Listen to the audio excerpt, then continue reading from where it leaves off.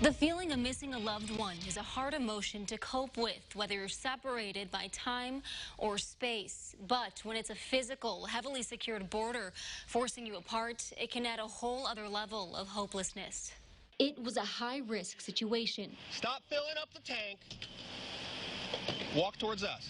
Both undercover and uniformed officers staked out the Circle K for hours until pinpointing a suspicious van. Inside it, the son, 6 other people, plus the suspect, 27-year-old Felipe de Jesus Guevara Sanchez. When it was decided that the victim was going to come find his family, that's when I think things took a turn for the worse. It was a risk they were willing to take. In the fall, a couple made their way from Chicago to Urbana in desperate need of help. They did a quick Google search of the nearest police station, and they ended up right here at the U of I department. They hadn't seen their son in over 10 years. He had lived in Mexico. They had lived here. They had found out that he wanted to come to the United States. And so they had arranged a payment plan to get him here via another group. It was the group that was bringing this individual to the area demanded more money, or the parents would never see their son again. Over $7,000 wired over a span of just a few weeks, but the nightmare of threats, demands, and extortion continued. After a translator helped bridge the language barrier, officers knew immediately that this wasn't the average walk-in complaint.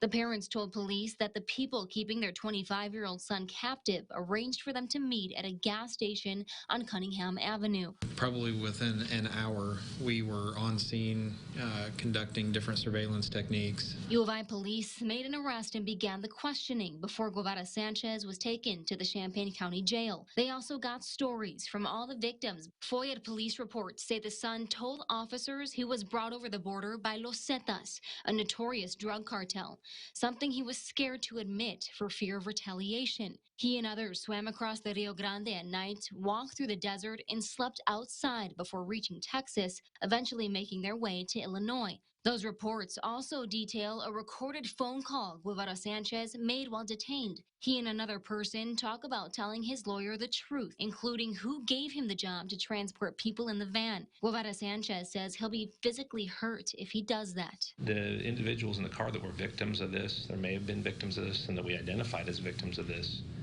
are staying willingly with the person transporting them because that's their only hope to finding their family.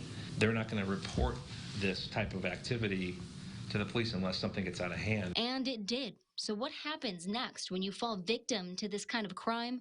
I spoke with a Chicago-based immigration lawyer representing the 25-year-old son. Christine Contreras wouldn't comment on the specifics of this family's case to avoid putting them at risk, but she breaks down the possibilities.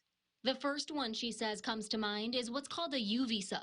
It's for undocumented victims of crimes that happen within the U.S., and there's a number of qualifying crimes.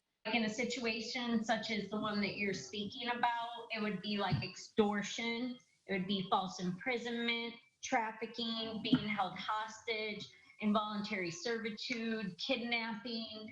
The list goes on. To get a U visa, you have to give reliable info of the criminal activity and be likely to be helpful to law enforcement agencies carrying out the investigation. There's also a T visa.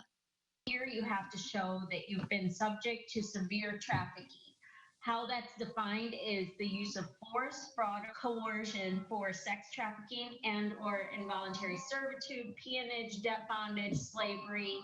Proving that you've suffered extreme mental or physical harm and would be in danger if removed from the United States also play a big factor here. Both types of visas allow you to eventually apply for residency, but both are in short supply, with only a limited number of each visa granted per year. You want to find justice, and you want to figure out the best and safest way to do that. That was Karina Rubio reporting. We reached out to the FBI office in Springfield to get more information about the other victims and suspects. They said because this case is active, they can't comment on it. UIPD did say besides the 25-year-old, authorities are still sorting out who exactly were the victims in the van.